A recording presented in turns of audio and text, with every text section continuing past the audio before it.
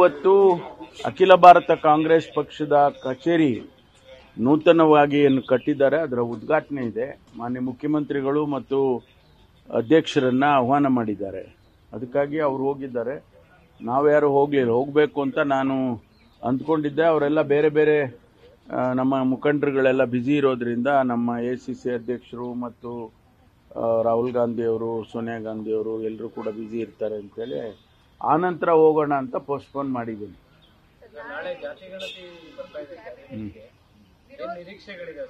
ಗೊತ್ತಿಲ್ಲ, ಅದನ್ನ ಸಂಪುಟದಲ್ಲೇ ಆ ಕವರ್ ಓಪನ್ ಮಾಡಬೇಕು, ಶೀಲ್ಡ್ ಕವರ್ ಅನ್ನ ಓಪನ್ ಮಾಡಬೇಕು. ಅದಕ್ಕೆ ಮುಂಚೆ ಎಲ್ಲೂ ಯಾರು ಓಪನ್ ಮಾಡಬಾರ್ದು. ಒಂದು ವೇಳೆ ಓಪನ್ ಮಾಡಿದ್ರೆ ಸೋರಿಕೆ ಮಾಹಿತಿಗಳು ಸೋರಿಕೆ ಆಗುವ ಸಾಧ್ಯತೆ ಇರುತ್ತೆ. ಅದಕ್ಕೋಸ್ಕರ ನಾವು ಎಷ್ಟೇ ಕಣ್ಣಲ್ಲಿ ಕಣ್ಣಿಟ್ಟು ನೋಡಿದ್ರು ಕೂಡ ಯಾರಾದರೂ ನೋಡಿದವರಾದರೂ ಹೇಳ್ತಾರಲ್ಲ, ಅದಕ್ಕೋಸ್ಕರ ಅದು ಬೇಡ, ನೀವು ಕ್ಯಾಬಿನೆಟಲ್ಲೇ ಅದನ್ನ ಕವರ್ ಓಪನ್ ಮಾಡಿ ಅಂತ ಹೇಳಿ, ಶೀಲ್ಡ್ ಕವರ್ ಓಪನ್ ಮಾಡಿ ಅಂತ ಹೇಳಿ ಹೇಳಿದ್ದಾರೆ. ಗೊತ್ತಿಲ್ಲ, ಅದರ ಬಗ್ಗೆ ಚರ್ಚೆ ಆಗತ್ತಾ ಆಗೋದಿಲ್ವಾ ಅದನ್ನ ನಾನು ಹೀಗೆ ಹೇಳಕ್ ಆಗೋದಿಲ್ಲ. ಓಪನ್ ಮಾಡಿದ ಮೇಲೆ ಮಾಹಿತಿಗಳು ಅಬ್ಸ್ಟ್ರಾಕ್ಟ್ ಆದ್ರೂ ಗೊತ್ತಾಗ್ಬೇಕಲ್ಲ. ಅಬ್ಸ್ಟ್ರಾಕ್ಟ್ ಆದ್ರೂ ಕೂಡ ಒಂದಿಷ್ಟು ವಿಷಯಗಳು ತಿಳ್ಕೊಳ್ಬೇಕಾಗುತ್ತೆ. ಅದು ನಮಗೆಲ್ಲ ಗೊತ್ತಾಗೇ ಆಗುತ್ತೆ.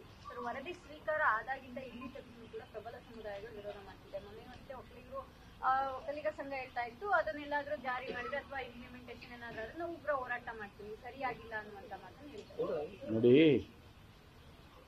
ಸುಮಾರು 160 ಕೋಟಿ ರೂಪಾಯಿ ಖರ್ಚು ಮಾಡಿ, ಸರ್ಕಾರದ ಹಣ, ಟ್ಯಾಕ್ಸ್ ಪೇಯರ್ಸ್ ಮನಿ ಖರ್ಚು ಮಾಡಿ ಒಂದು ವರದಿಯನ್ನ ಇವತ್ತು ಸರ್ಕಾರ ತರಿಸ್ಕೊಂಡಿದೆ.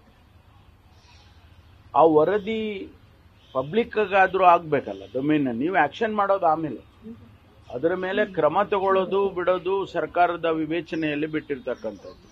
ಅದರ ಸರ್ಕಾರದ ತೀರ್ಮಾನ ಅಂತಿಮವಾಗಿ. ಆದ್ರೆ ಆ ಮಾಹಿತಿಯನ್ನಾದ್ರೂ ಕೂಡ 160 ಕೋಟಿ ಖರ್ಚು ಮಾಡಿದ್ದು ಹಣದ್ದು ಮಾಹಿತಿ ಆದ್ರೂ ಕೂಡ ಹೊರಗಡೆ ಬರಬೇಕಲ್ಲ. ಅದಕ್ಕಾಗಿ ಎಲ್ಲರೂ ಒತ್ತಾಯ ಮಾಡಿ ಅದೇನಿದೆ ಹೇಳಿ ಜನಗಳಿಗೆ ಗೊತ್ತಾಗ್ಲಿ. ಅದರ ಮೇಲೆ ನೀವು ತೀರ್ಮಾನಗಳು ಮಾಡೋದಿದೆ. ಈಗ ನಾವು ಸೆನ್ಸಸ್ ಇಟ್ಕೊಂಡು ಸೆನ್ಸಸ್ಸಿನ ಆಧಾರದ ಮೇಲೆ ಅನೇಕ ತೀರ್ಮಾನಗಳನ್ನು ಸಾಮಾನ್ಯವಾಗಿ ಮಾಡ್ತಾರೆ. ಈ ವರದಿಯಲ್ಲಿ, ಜಾತಿ ಜನಗಣತಿ ವರದಿಯಲ್ಲಿ ಬರುವಂತಹದ್ದು ಮಾಹಿತಿಯಿಂದ ಏನಾದರೂ ತೀರ್ಮಾನಗಳು ಮಾಡೋದು ಅದು ಸರ್ಕಾರದಲ್ಲಿ ತೀರ್ಮಾನ ಆಗುತ್ತೆ. ಆದರೆ ಮಾಹಿತಿನೇ ಈಗ ನಾವು ಮಾಡ್ತಾ ಇರೋದೇನು ಅಂದರೆ ಮಾಹಿತಿಯನ್ನು ಹೊರಗಡೆ ತರುವಂಥದ್ದು. ತೀರ್ಮಾನಗಳು ಬೇರೆ ಬೇರೆ ರೀತಿಯಲ್ಲಿ ಆಗಬೇಕಾದದ್ದು ಮುಂದಿನ ದಿನದಲ್ಲಿ.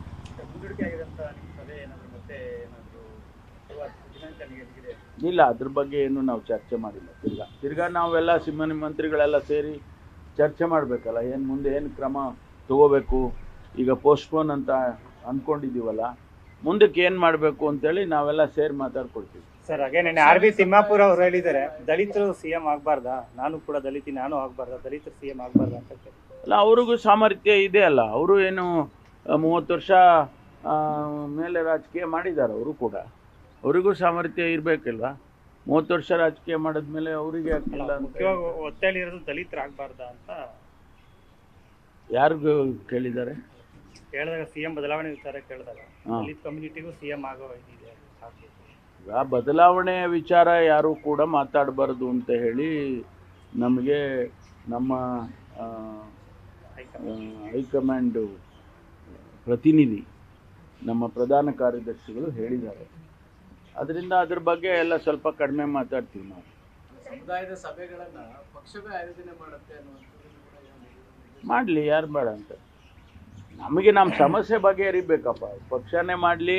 ಈಗ ನಾವು ಪಕ್ಷ ಅಂದರೆ ನಾವಲ್ವಾ, ಪಕ್ಷನೇ ಬೇರೆ ಇದೆಯಾ? ನಾವೇ ಪಕ್ಷ. ನಾವಿದ್ರೆ ಪಕ್ಷ. ನಾವು ಯಾರಿದ್ದೀವಲ್ಲ, ನಾವು ಜನಸಮುದಾಯ ಕಟ್ಟಿರೋ ಪಕ್ಷ ಅಲ್ವಾ ಕಾಂಗ್ರೆಸ್ ಪಕ್ಷ. ಆಂದೋಲನ. ಕಾಂಗ್ರೆಸ್ ಪಕ್ಷನೇ ಒಂದು ಆಂದೋಲನ. ನಮ್ಮ ಅದಕ್ಕೆ ಹೇಳೋದು, ನಾವು we are not A cadre party, we are it's A movement ಅಂತ ಹೇಳ್ಕೊಂಡೇ ಬರ್ತಾ ಇದ್ದೀವಿ. ಅದರಿಂದ ಅದು ಯಾರ್ಯಾರು ಯಾವ್ಯಾವ ಥರ ವ್ಯಾಖ್ಯಾನ ಮಾಡ್ತಾರೋ ಮಾಡಲಿ. ದಯಾಮರಣ ಕೋರಿ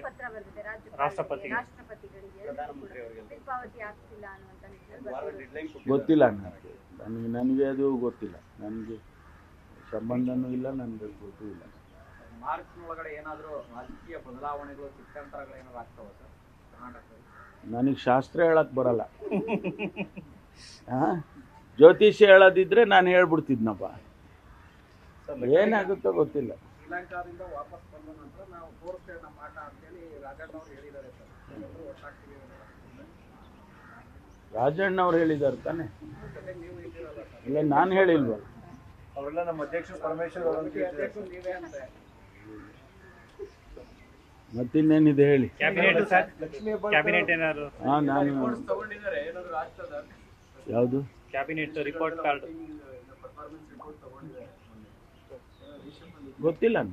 ನನಗೆ ತಗೊಂಡಿರೋರು ಹೇಳಬೇಕು, ನಾವು ಹೆಂಗೆ ಹೇಳೋಕ್ಕಾಗ? ನಾವು ರಿಪೋರ್ಟ್ ಕೊಟ್ಟಿದ್ದೀವಿ, ನಮ್ಮ ಇಲಾಖೆದು ನಾನು ಕೊಟ್ಟಿದ್ದೇನೆ. ಅದು ಅವರು ತಗೊಂಡಿರೋರು ಏನಕ್ಕೋಸ್ಕರ ತಗೊಂಡಿದ್ದಾರೆ ಅನ್ನೋದನ್ನು ಅವರು ಹೇಳಬೇಕಲ್ವಾ, ನಾವು ಹೆಂಗೆ ಹೇಳ? ಸರ್, ಲಕ್ಷ್ಮೀ ಹೆಬ್ಬಾಳ್ಕರ್ ಪ್ರಕರಣದಲ್ಲಿ ಸರ್ ಕೇಸು ಕೌಂಟರ್ ಕೇಸ್ ಆಗಿದೆ. ನಾಯಿ ಅಡ್ಡ ಬಂದಿರೋದಲ್ಲ, ಲಾರಿ ಟ್ರಕ್ ಅನ್ನೇನೋ ಗುದ್ದಿರೋದು ಅನ್ನೋ ಥರದನ್ನ ಕೊಟ್ಟಿದ್ದಾರೆ ಸರ್.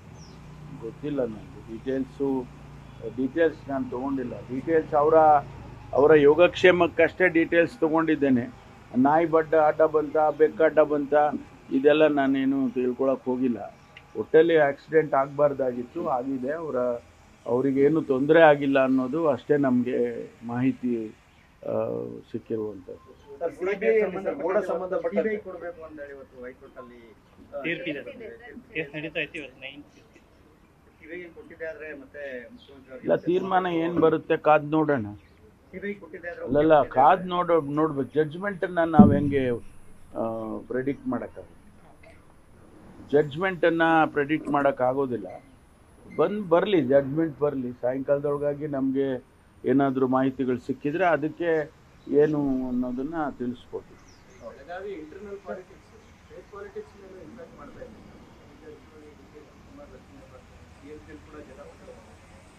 ಜಟಾಪಟಿ ಏನಿಲ್ಲ. ಅವರು ಕಾಂಗ್ರೆಸ್ ಪಕ್ಷದ ಕಚೇರಿ ಕಟ್ಟೋದ್ರ ಬಗ್ಗೆ ನಾನು ಕೂಡ ಹಣ ಕೊಟ್ಟಿದ್ದೇನೆ, ನನ್ನ ಹೆಸರು ಹೇಳಿ ಯಾಕೆ ಬರೀ ಒಬ್ರಿಬ್ಬರ ಹೆಸರು ಹೇಳ್ತೀರಾ ಅಂತ ಅವರು ಹೇಳಿದ, ಅಷ್ಟೇ ಬಿಟ್ಟರೆ ಬೇರೆ ಏನು. ಚಾಮರಾಜಪೇಟೆಯಲ್ಲಿ ಅಧ್ಯಕ್ಷರು ಹಸುವಿನ ಚಿತ್ರದುರ್ಗ ಪ್ರಕರಣದಲ್ಲಿ ಈಗ ಒಬ್ಬನ ಅರೆಸ್ಟ್ ಮಾಡಿದ್ದಾರೆ. ಯಾರು ಬೇರೆ ಆತನ ಹಿಂದೆ ಬೇರೆಯವರೇ ಇದ್ದಾರೆ ಅಂತ ಹೇಳಿ ಅಭಿಮಾನಗಳನ್ನ ವ್ಯಕ್ತಪಡಿಸಿದ್ದಾರೆ. ಜೊತೆಗೆ ಯಾರು ಕೂಡ ಬಿಜೆಪಿ ಭೇಟಿಯಾಗಿಲ್ಲ. ನೋಡಿ, ಒಬ್ಬ ಕಟ್ ಮಾಡಿ ಕತ್ತರಿಸಿದವನು, ಒಬ್ಬ ಕೆಚ್ಚಲು ಕುಯ್ದವನು ಒಬ್ಬ ಅಂತ ಹೇಳಿ ಅವನನ್ನು ಅರೆಸ್ಟ್ ಮಾಡಿದ್ದಾರೆ. ಅವನ ಹೊರ ರಾಜ್ಯದವನು ಅಂತ ಹೇಳಿ ಅವನ ಮೇಲೆ ಈಗಾಗಲೇ ಅವನ್ನ ಅರೆಸ್ಟ್ ಮಾಡಿ ಅವನ ಮೇಲೆ ಕ್ರಮ ತಗೊಳ್ತಾ ಇದ್ದಾರೆ. ಒಂದು ವೇಳೆ ಆ ರೀತಿ ಏನಾದರೂ ಇತ್ತು ಅಂದರೆ ಅದನ್ನು ಆ ಆ್ಯಂಗಲ್ನಲ್ಲಿ ಏನಾದರೂ ಇನ್ವೆಸ್ಟಿಗೇಟ್ ಮಾಡಬೇಕು ಅನ್ನೋದಿದ್ರೆ ಪೊಲೀಸ್ನವ್ರು ಮಾಡ್ತಾರೆ. ಯಾರಾದರೂ ಹಿಂದೆ ಇದ್ದಾರಾ, ಅವನಿಗೆ ಹೇಳ್ಕೊಟ್ಟು ಮಾಡಿಸಿದಾರಾ, ಅಥವಾ ಅವನೇ ಮಾಡಿದ್ದಾನ, ಇದೆಲ್ಲವನ್ನು ಕೂಡ ಇನ್ವೆಸ್ಟಿಗೇಷನಲ್ಲಿ ಬರುತ್ತೆ. ಬಂದಂಥ ಸಂದರ್ಭದಲ್ಲಿ ಅಕಸ್ಮಾತ್ ಯಾರಾದರೂ ಅವನಿಗೆ